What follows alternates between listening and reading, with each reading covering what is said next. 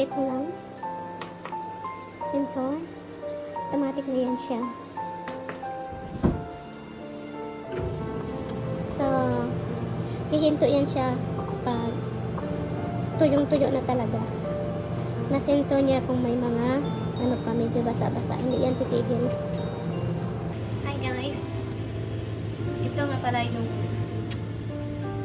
style namin. Ginagawa namin pag maglaba kami. So, ito yung washing namin. Yung washing, di ba, may dryer na yan. Kaya lang, as in, hindi talaga matuyo. Ginawa namin is, nag-ano talaga kami ng dryer. After washing, dryer mo na. Pagkatapos, as in, tuyo na talaga. Mainit-init pa.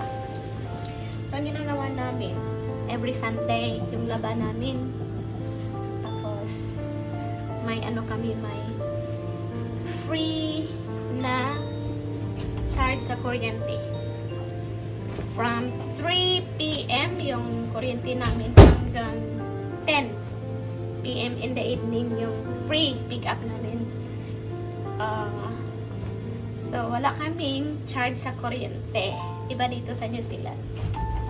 May mga ano sila. Daming promo. So, ayan no. Tuyong-tuyo na. Pwede na suotin. Kasi dito, pag isampay mo yan sa labas, matagal matuyo. Kasi, ang lamig ng hangin. So, aabot ng ilang araw pa yan bago matuyo. Tapos, iba yung mga labahan pag hindi matuyo. Nang diretso, ibangan mo yan. Mainit-init.